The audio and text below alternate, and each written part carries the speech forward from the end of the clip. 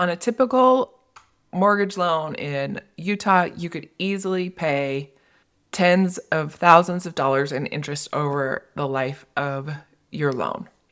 But you don't have to do that. There's a few simple strategies that don't cost you a ton of money that can really save you a lot of interest over time. So let's talk about that. A 30-year mortgage, and that payment is obviously designed to be paid over 30 years, but there is nothing stopping you from making extra payments.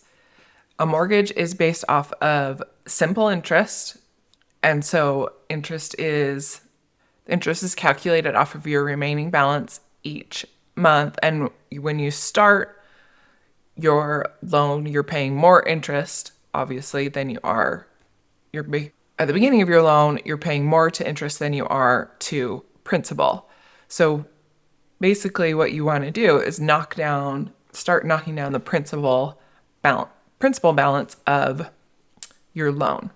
So one thing you need to understand, or the term of this, how your principal and interest is allocated over the term of your loan, whether it's 30 years, 25 years, etc., is called amortization. So we're talking mostly about 30-year loans, but this also applies to any other term, or even, no matter where you are in your loan repayment process, you can always do this. So almost every loan will allow you to pay extra money towards. So in the very beginning of your mortgage, the large majority of your payment goes to interest, not towards principal. And then as you make payments over time, the amount of interest decreases, and the amount that goes to principal increases. That's how you pay off the balance.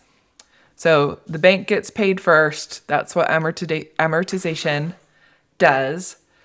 But that's where that's where your understanding of how simple interest works benefits you, because every extra dollar that you pay towards the principal of your loan will save you interest down the road. So that's why they always say if you put a little extra towards your principal, you'll shorten the term of your loan. So there's a couple strategies on how we can do this. A really common one that people like is called biweekly payments. So all mortgages are due on the first of every month.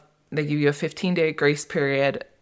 After that 15 days, you will pay a late fee. That's super standard across all residential mortgages because servicing changes, etc. So they standardize that. When you make that payment at the first of every month, you are paying the prior month's interest. So when you make 12 payments or by default, you pay 12 payments every year. When you make biweekly payments, you pay half of your payment every 2 weeks. What that in turn does is turns your 12 payments into 13 months of payments, because you're paying 26 half payments, I should say. So one full payment per year gets applied directly to your principal. Depending on where your rate is, that can shave, if you start that early in your loan, that can shave years off of the end of your loan. I do this on my own personal loan. I like biweekly payments because also most people get paid every 2 weeks or twice a month. I feel like that helps us just manage our budget better rather than one big payment at the first of the month. So that's just an additional side benefit of the biweekly payments. So it doesn't really change how much you pay total, but you do pay that more often. Hopefully that makes sense. Now, disclaimer with biweekly payments, you need to confirm with your loan servicer that they will allow biweekly payments. Most do, but they will require that you set them up on like an automatic withdrawal. You'll also have to pay a month ahead. So basically you have to kind of make 2 months of payments in 1 month to kind of get you. So you'll have to pay a month ahead, because as you make your biweekly payments, you're not paying the full payment. You don't want to be lagging behind. The whole point of it is to pay it sooner and obviously pay down the principal. So if you're doing that after the fact, that's too late. So check with your servicer that they will allow that they'll process that for you. Some, like I said, most want to do an automatic withdrawal. Some won't accept those, so just check with your servicer. However, biweekly payments is not the only way to do this. You can also just pay additional principal every month. So the other trick you can take is you take a principal payment and divide that by 12. So let's just say we'll make it easy. We'll say your principal portion of your payment is $1,200. The other way you can pay down the balance of your loan is just adding a little extra principal to your payment each month. So there's no set amount on this. It's whatever you can do, but most servicers will have a line item in their payment where it will say additional principal, or even you can pay money into your escrow account, all those kind of things. So you could take your payment, divide it by 12, and put that portion, we'll just make it real simple math. If your payment is $1,200, divide that by 12, it's $100 a month. You can put that extra $100 a month to your principal balance. And essentially that at the end of the year, you've made one extra payment. So at the end of the year the math calculates the same, or at the end of the year it kind of acts the same as the biweekly payments. You've just done it in a different way.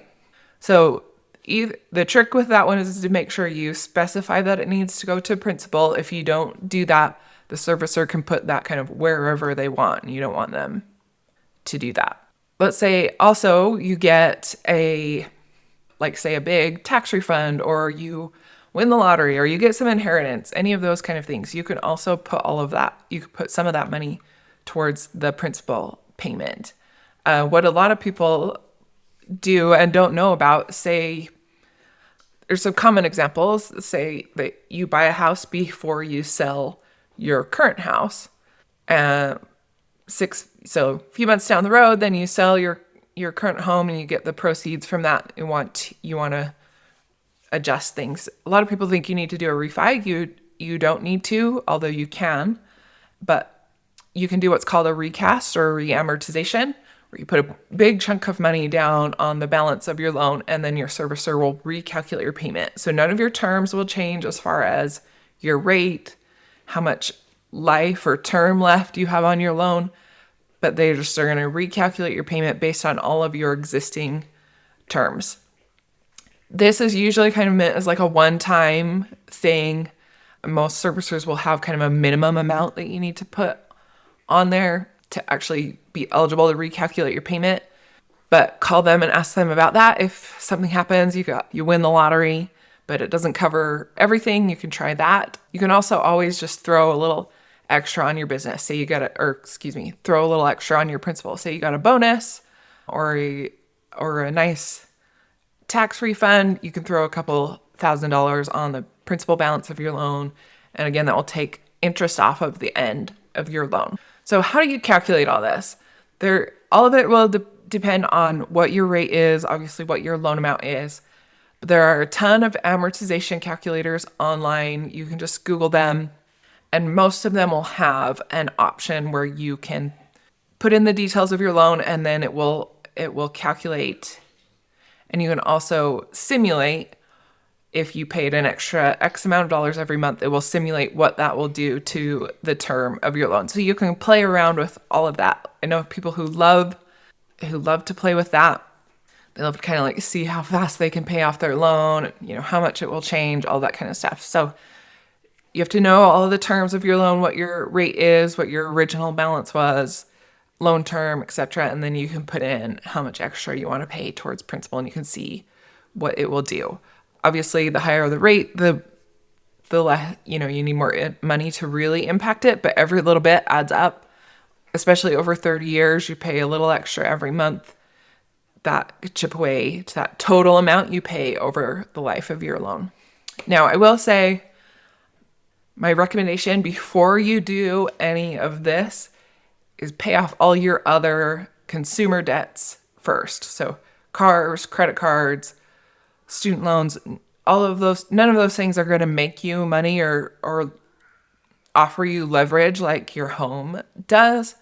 Typically, home ownership, even though it's like a home loan, even though it's a big payment, typically owning a home gives you a return on your investment over time. You're building equity over time. So before you start throwing extra money at your mortgage, pay off your cars and all that other stuff first. If you throw $2,000 at a short term, like a 5-year car loan, you can do a lot more with that in the short term than on your mortgage. So anything extra that you want to use to pay off debt, pay it off of go on your consumer debt first. Like I said, cars, credit cards, personal loans, that kind of stuff. Once that stuff's all taken care of, then start throwing the other onto your mortgage. So there's not all, there's a ton of different ways about that. That's my opinion. That's my advice I usually get for everybody or give to all of my clients. So just to kind of wrap up, just even though you have a 30-year loan, if you don't want a 30-year loan, you can always pay extra on it and shorten your term without doing a refi. Play around with those amortization calculators and see what you got, or see what you can do. Like a lot of people have fun with those. If you have any other questions, you want help on your amortization calculation, reach out, drop me a comment. I'd love to hear from you. Thanks.